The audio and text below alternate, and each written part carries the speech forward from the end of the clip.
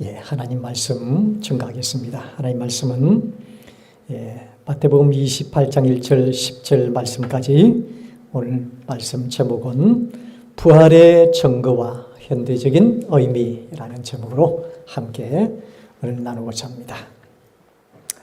부활의 증거와 현대적인 의미. 자, 인류 역사 가운데 어떤 종교도 어떤 사람도 절대 따라할 수 없는 기적적인 그런 사건이 하나 있는데 바로 예수님의 부활 사건입니다. 이 예수님의 부활 사건은 실제로 인류 역사에 개입하신 역사적인 최대의 그런 사건 중에 하나입니다. 그래서 우리 기독교를 부활의 종교다 그렇게 이야기하는 것입니다. 자, 그런데 이 부활을 어떻게 믿느냐?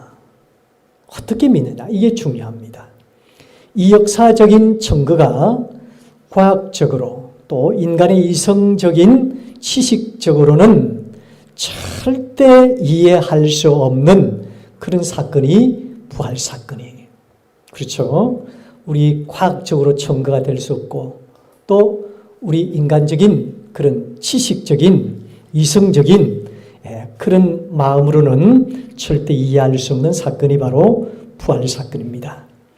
왜냐하면 사람이 아닌 이 땅을 창조하신 크고 놀라운 위대한 하나님의 역사이기 때문에 우리가 이 부활 사건을 이해할 수 없고 또 납득을 할 수 없고 또 우리가 몸소 경험할 수도 없는 것이 이성적으로는 절대로 그럴 수 없는 것이 바로 부활 사건이다. 그렇게 말씀을 드릴 수 있습니다.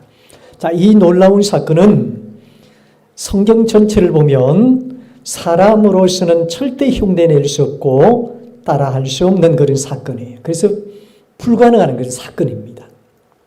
그래서 이 사건을 기적이다. 기적의 사건이다.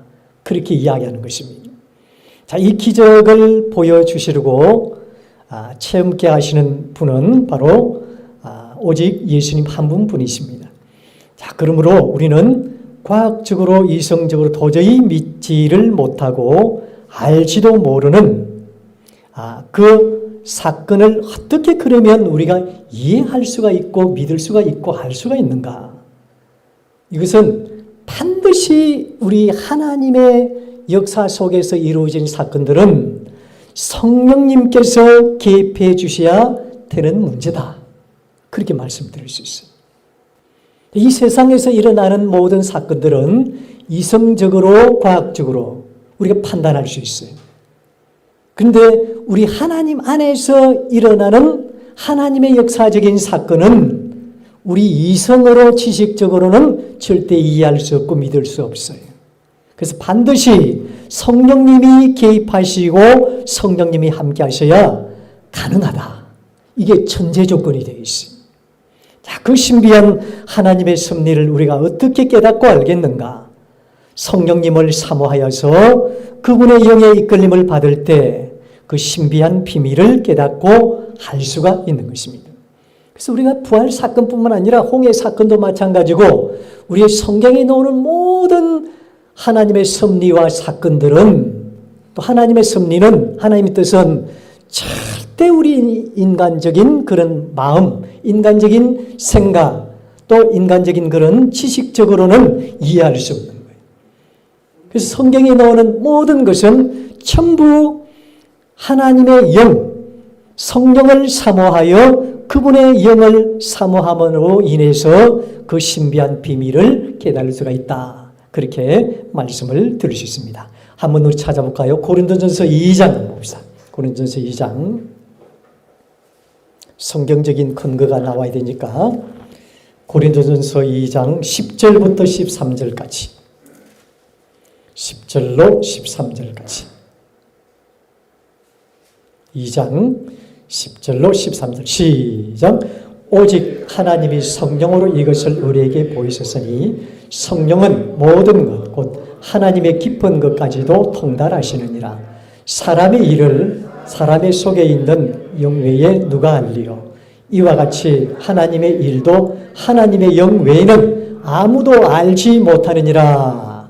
분명히 말씀하셨죠. 예, 제가 여러분 가르친 대로 여러분들 믿으시면 아멘, 믿으시면 아멘 되는 거예요. 자, 그래서 반드시 성령님이 개입하셔야 된다 하는 것을 성경에 근거를 두고 있습니다. 자, 그렇기 때문에 하나님의 말씀은 하나님의 영이기 때문에 하나님의 영이 개입하셔야 이해가 되고 깨달아지고 믿으신다는 거예요. 하나님의 말씀을 기록한 사람은 영에 감동된 사람들이에요. 영에 감동된 사람이 그 영에 힘입어서 기록한 말씀이 하나님의 말씀이다. 그렇게 말씀을 들을 수 있습니다. 예수님의 부활 사건과 또 하나님의 역사적인 기적의 여러 사건은 이미 많은 고고학자들이 노아의 방주도 발굴하였다 그러고 또 예수님의 성리, 옷도 발굴하였다 그러고 빈 무덤도 발굴해서 한때 이슈가 된 때도 있는데 문제는 역사적인 종교적 그런 관광도시를 만들기 위해서 상품화하려는 그런 어떤 문제도 없잖아 있다는 사실이에요.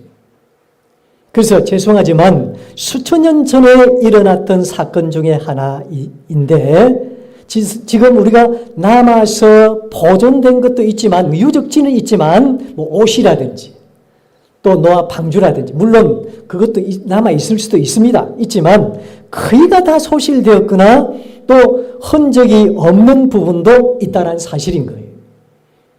오죽하면 우리 주님께서 요한복음 20장 29절에 너희는 본고로 믿느냐 보지 않고 믿는 것이 더 복되도다. 이렇게 말씀하신 이유가 뭘까요?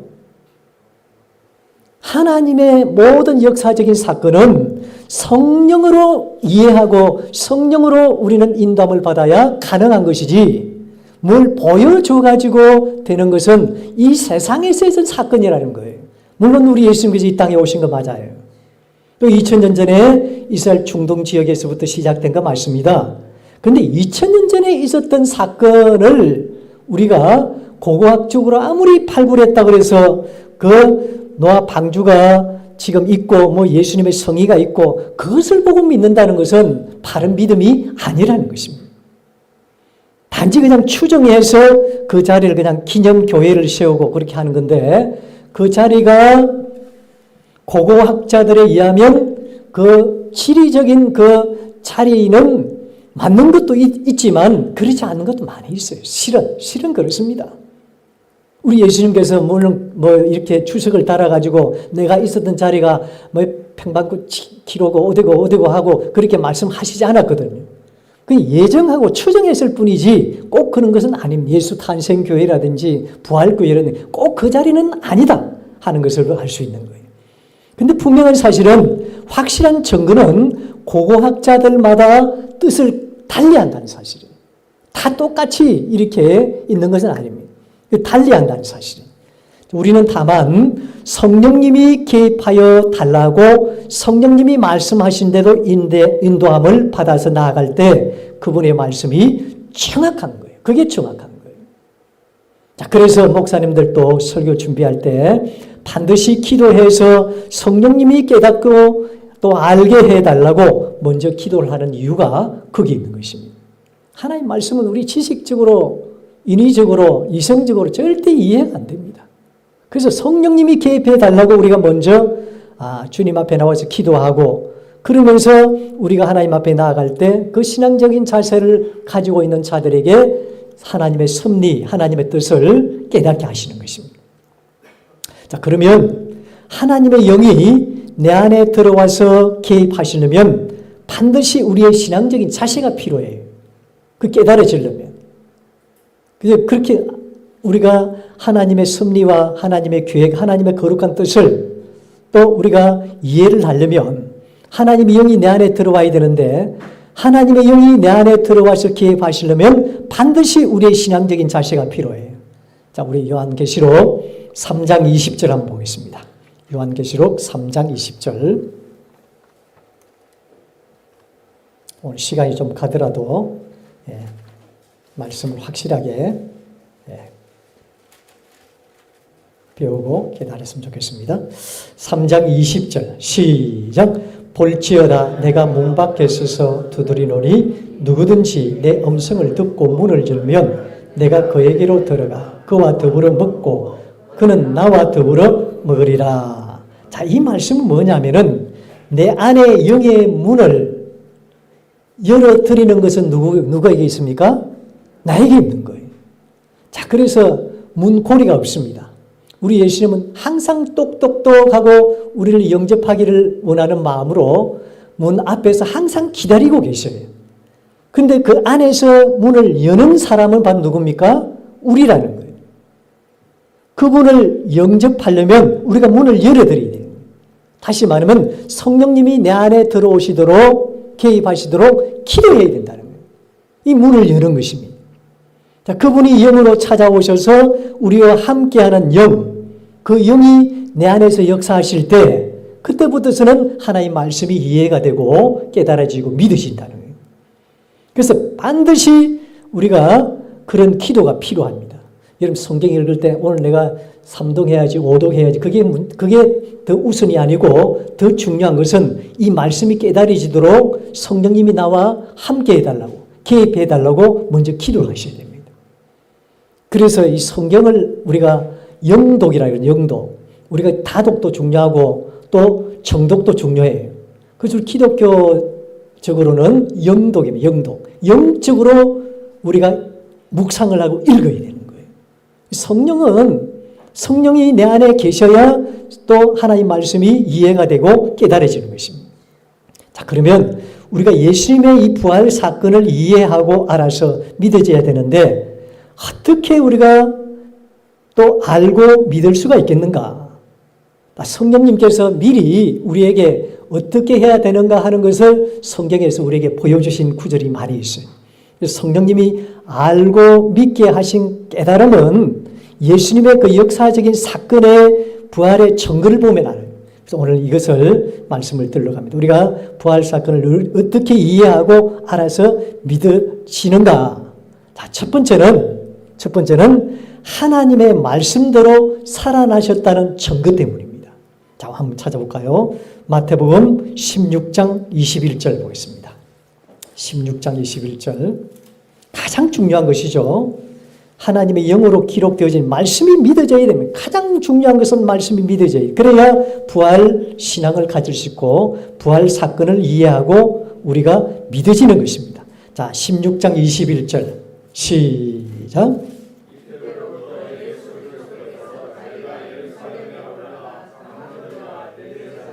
서기관들에게 많은 고난을 받고 죽임을 당하고 제3일에 살아나야 할 것을 제자들에게 비로소 살아나야 할 것을 제자들에게 나타내셨습니까? 안 나타내셨습니까? 나타내셨어요.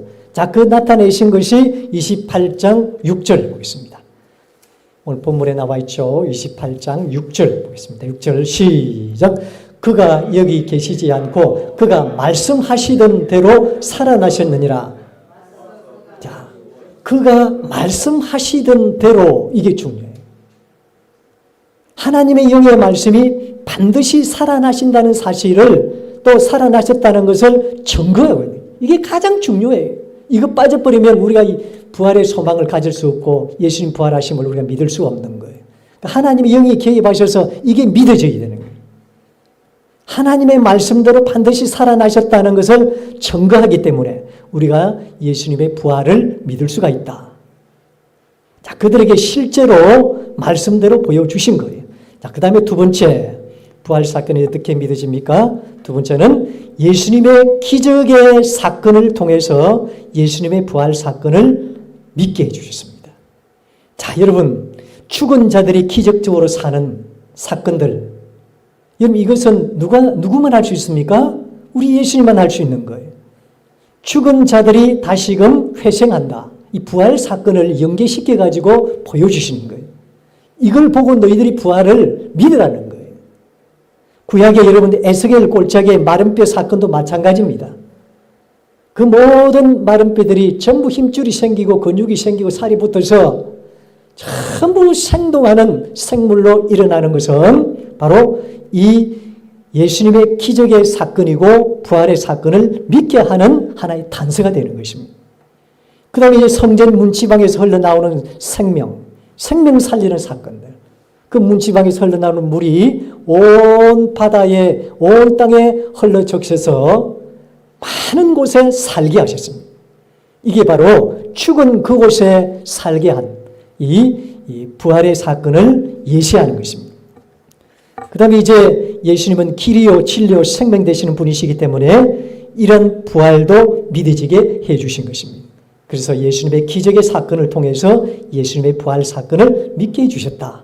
그 다음에 세 번째는 예수님의 부활을 어떻게 우리가 믿을 수 있는가? 세 번째는 제자들의 정언을 보여주셨기 때문입니다. 자, 사도행전 3장 15절 보겠습니다. 사도행전 3장 15절. 다 한번 찾아보세요. 사도행전 3장 15절. 15절입니다. 자, 시작. 생명의 주를 죽였도다. 그러나 하나님이 죽은 자 가운데서 그를 살리셨으니 우리가 이 일에 정인이로다. 자, 제자들이 증언하고 있잖아요. 예수님이 부활하심을 그들이 눈으로 똑똑히 봤기 때문에 이 일의 증인이다. 지금 베드로가 그렇게 솔로몬 행각에서 설교하고 있는 거예요. 자, 그때 당시 제자들은 무슨 동화책에 나오고 전설의 고향에 나오는 그런 분들이 아니에요. 지금 우리가 똑같은 예수님의 제자입니다. 이 제자들이 지금 예수님을 똑똑히 내 눈으로 봤다. 부활 성천하셨다. 그 죽은 자 가운데서 그를 살리셨으니 우리가 이 일의 정인이다. 정인으로서 이 제자들의 정언으로서 우리에게 보여주시는 거예요. 그 다음에 고린도전서 15장 보겠습니다. 고린도전서 15장.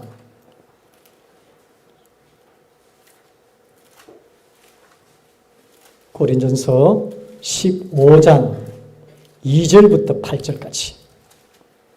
2절로 8절 말씀 같이 봅니다. 시작. 너희가 만일 내가 전한 그 말을 굳게 지키고 헛되이 믿지 아니하였으면 그로 말미암아 구원을 받으리라. 내가 받은 것을 먼저 너희에게 전하였노니 이는 성경대로 그리스도께서 우리 죄를 위하여 죽으시고 장사 지낸 바 되셨고 성경대로 3일 만에 다시 살아나사 게바에게 보이시고 후에 12 제자들에게와 그 후에 500여 형제에게 일시에 보이셨습니다. 그 중에 지금까지 대다수는 살아있고 어떤 사람은 잠들었으며 그 후에 야고보에게 보이셨으며 그 후에 모든 사도에게와 맨 나중에 만삭되지 못하여 난 자 같은 내게도 보이셨느니라. 자, 거기에 많은 증인들이 있는 것이죠. 500여 명 뿐만 아니라 거기에 있는 사람들이 얼마나 많은 사람들이 예수님의 부활을 보셨습니까? 자, 그런 사람들이 지금 증언을 하고 있는 거예요. 바로 이것이 바로 사도 바울의 체험적 신앙으로 오늘 증언하는 그런 모습을 보셨습니다. 또 성경이 믿어지는 것은 성령님이 개입하셔야 가능함을 보여주시는 그런 말씀입니다. 그 다음에 이제 이런 보시면 네 번째로 보시면 자, 복음을 죽기까지 지나했던 순교자들의 그 순교를 통해서 그 증거를 찾을 수 있습니다. 우리 예수님 부활하심은 순교자들의 그 순교를 통해서 증거를 찾을 수 있습니다. 여러분 수많은 선교사들이 순교하여 복음을 위해서 이 땅에 와서 증거하면서 순교까지 한 그 사실을 보면 그분은 충분히 부활하셨음을 증거해 주는 사실인 거예요. 선교사들이 이 땅에 왜 죽습니까? 부활의 소망이 있기 때문에 그들은 이 땅에 짧은 인생을 살았지만 감사하면서 이 땅에 복음을 전할 수 있었던 거예요. 여러분, 이 세상에 죽음보다도 더 두려움이 어디 있습니까? 더 무서운 게 어디 있습니까? 근데 그들이 20대에, 10대에, 30대에 이 땅에 오셔가지고 복음을 전하면서 깨끗하게 이렇게 자기의 몸을 던지면서 이렇게 순교했던 그 사람들을 보면 예수님이 부활하심을 우리가 믿을 수가 있는 거예요. 그런 그분들도 정신 나간 분이 아니에요. 이 땅에 복음을 전개해서 부활 소망을 가지고 영원한 생명을 누리도록 복음을 전하는 사람들이에요. 만약에 그 사람들이 그 선교사님들이 만약에 오래 살려고 생각했다면 여기에 와서 복음을 전하지 않았을 겁니다. 근데 예수님의 부활과 생명을 이 땅에 증거하면서 내가 잠시 이 땅에 와서 고난을 당하고 어려움을 당하지만 죽지만 영원한 생명이 있다는 그 생명의 부활, 소망의 부활이 내 안에 있기 때문에 그들이 하나님 앞에 이렇게 순교를 할 수가 있었던 것입니다. 그 다음에 이제 마지막으로 우리 예수님 부활하심을 우리가 믿을 수 있는 것은 마지막 온 만물이 생동하는 계절, 만물이 생동하고 또 서성케 하는 계절, 이걸 보면 알 수 있어요.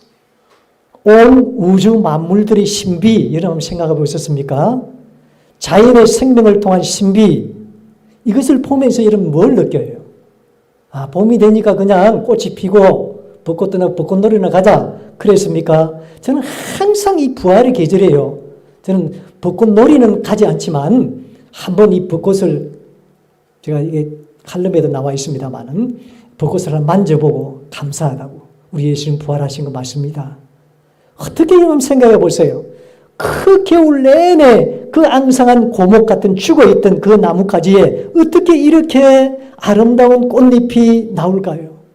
이게 신비예요. 생명의 신비인 거예요. 여러분 겨울에는 그 완전히 앙상한 가지였었고 고목과 같은 죽어있었던 그런 나무였습니다. 그 나무에 그렇게 예쁜 꽃잎이 나왔어요. 그래서 제가 꽃잎 너무 고맙다. 네가 이 한겨울을, 그 겨울을 지나면서 얼마나 네가 힘들고 어렵게 눈도 오고 세찬 바람도 불고 그런 가운데서도 네가 그걸 다 참고 견디고 죽었던 네가 다시금 생명을 피워서 우리에게 기쁨을 주니 감격을 주니 얼마나 감사한지 모르겠다 하고 제가 생물이지만 그 꽃잎을 보고 제가 기도도 하고 또 감사하다고 그랬어요. 이 생명의 신비한 이 사건들을 통해서 충분히 우리는 우리 예수님의 죽음에서의 부활을 우리가 자연을 통해서도 할 수가 있는 것입니다. 우리 예수님께서 분명히 부활하셨습니다. 부활신앙이 없으면 우리는 죽은 신앙이에요. 우리가 아무리 예수님이 십자가 못 박혀서 우리를 대속해 주시기 위해서 사랑으로 돌아가신 것도 우리가 다 알고 다 알지만 예수님의 부활신앙이 없으면 우리는 죽은 신앙입니다. 그 부활신앙이 있기 때문에 우리에게 생명이 주어졌고 예수가 우리 안에 주어졌고 또 하나님의 나라가 내 안에 들어온 거예요. 부활신앙이 없으면 죽은 신앙이고 생명이 없고 예수가 없고 하나님의 나라가 없는 거예요. 구원이 없습니다. 온전한 구원은 그분의 다시 살아나신 이 부활신앙, 그 부활신앙으로 말미암아 우리가 생명을 얻고 또 예수가 내 안에서 살아 역동하는, 또 성령님께서 내 안에서 살아 역사하시는 것입니다. 자, 우리는 이러한 부활신앙을 가지고 부활 사건을 믿고 믿음으로 나아가면 우리 하나님께서는 우리에게 귀한 이 부활신앙의 축복이 우리에게 주어집니다. 부활신앙의 축복이 뭐냐? 이것만 찾아보고 마치도록 하겠습니다. 베드로전서 1장 보겠습니다. 우리가 부활신앙을 믿고 의지하면 이 사건을 통해서 우리에게 주어지는 부활신앙의 축복이 뭐냐? 베드로전서입니다. 베드로전서 1장 3절부터 4절까지입니다. 3절로 4절 말씀 같이 봅니다. 시작. 우리 주 예수 그리스도의 아버지 하나님을 찬송하리로다. 그의 많으신 긍휼대로 예수 그리스도를 죽은 자 가운데서 부활하게 하심으로 말미암아 우리를 거듭나게 하사 산 소망이 있게 하시며 썩지 않고 더럽지 않고 쇠하지 아니하는 유업을 있게 하시나니 곧 너희를 위하여 하늘에 간직하신 것이라. 아멘. 그분의 부활을 믿음으로 산 소망이 생겼어요. 어떤 소망? 썩지 않고 더럽지 않고 쇠하지 않은 유업, 이런 하늘에 간직된 이 유업, 다시 말하면 하나님의 나라, 생명의 나라를 우리가 유업으로 받았다는. 마지막으로 요한복음 11장 보겠습니다. 요한복음 11장 25절 26절 이건 보고 마치도록 하겠습니다. 25절 26절 시작. 예수께서 이르시되 나는 부활이요 생명이니 나를 믿는 자는 죽어도 살겠고 무릇 살아서 나를 믿는 자는 영원히 죽지 아니하리니 이것을 네가 믿느냐? 뭘 믿어요? 부활신앙을 네가 믿느냐? 이거예요. 우리가 믿으면 죽어도 살겠고 우리 살아서 나를 믿는 자는 영원히 죽지 않은 영원한 하나님의 나라를 우리에게 유업으로 주신다. 산 소망이 있기 때문에 선교사들이 순교하시는 것입니다. 우리도 이 세상 죽음을 두려워하지 않습니다. 사망 권세를 이기시고 우리를 새로운 생명을 허락하신 우리 예수님의 부활을 확실히 믿고 부활신앙으로 천국의 유업을 다 누리는 산 소망이 넘치는 저와 여러분들의 삶이 되시기를 주의 이름으로 축원합니다.